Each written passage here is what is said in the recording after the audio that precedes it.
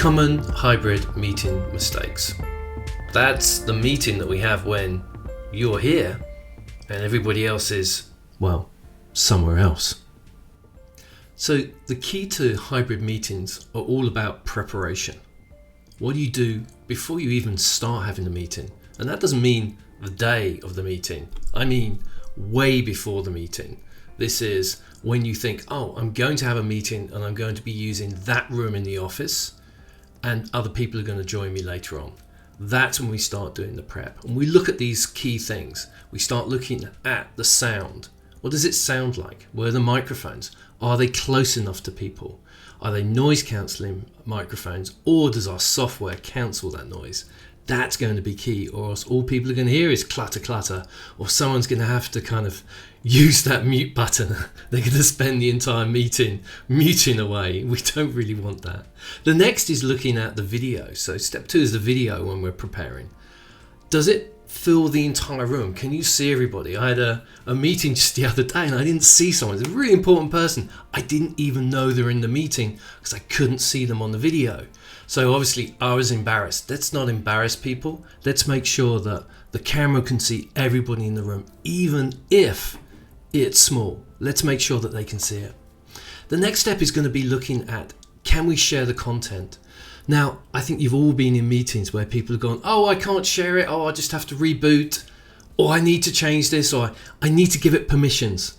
Let's do that way beforehand. So let's at least have one machine, preferably yours or the facilitators, who has tested that and knows that you can share the PowerPoint, the Google Doc.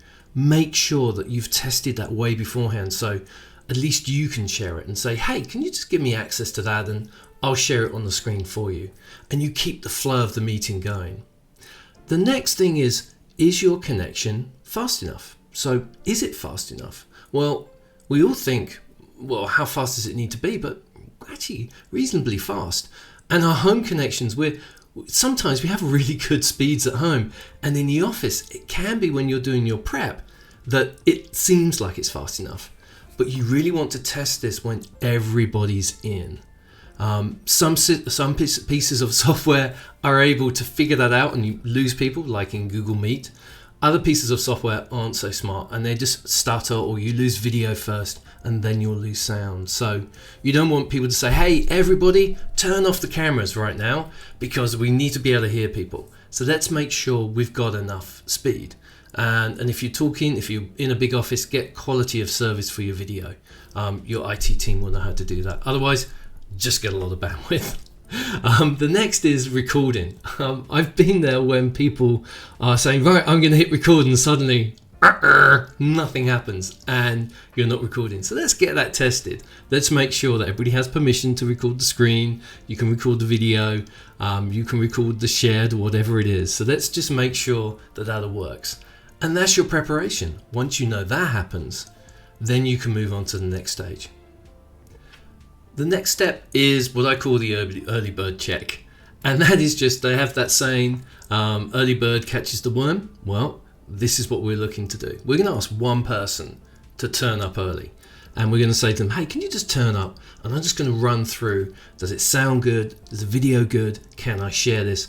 And can I do a quick record? Just to make sure it works. That's all you're doing. You're just going to ask this one person to turn up, say 5, or if it's in all hands, maybe 10 minutes early. You've got to give yourself enough time of when, oh no, the sound isn't good, you can do something, rather than going, hey everybody, the sound is rubbish and I can't do anything.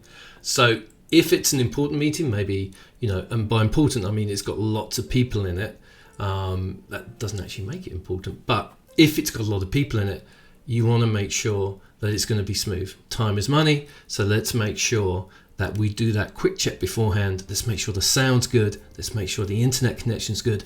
All the stuff you did on your prep, we're just going to go check, check, check, check, check. Did it work? And if it does, then at least that's one less thing to worry about in the meeting, right? So what are the common problems that, you do all your work, you get everything prepped, but you're still going to have issues? Well, one of the first ones that we're looking at is people cannot hear you. So it may be that for that meeting, you walk around or move the mic closer to them. And that's okay. You just call out and say, hey, everybody, The sound isn't very good. I'm getting some messages from people in the office or at home. I can't hear it. I'm just going to move the mic around. Everybody okay with that? Yep, they'll normally be okay. Just assume that they are. And you just move the microphone so people can hear it. That will solve that one. The other is freezing video.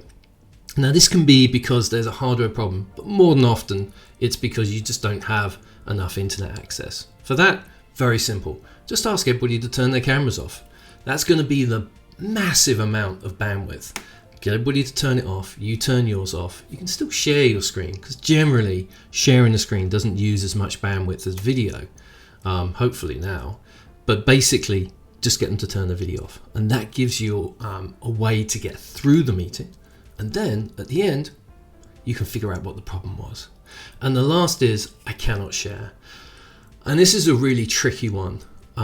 You can try, if you've done your prep before, you're ready to share. But if not, then after around about 2 or 3 minutes, you go, look, can you do this without, or can I just shine my camera on a document if it must be? If it's vital for the meeting, kill the meeting there and then and just rearrange.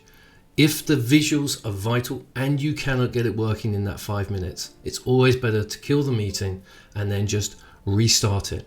Or ask people, are you okay if we continue the meeting without this thing going?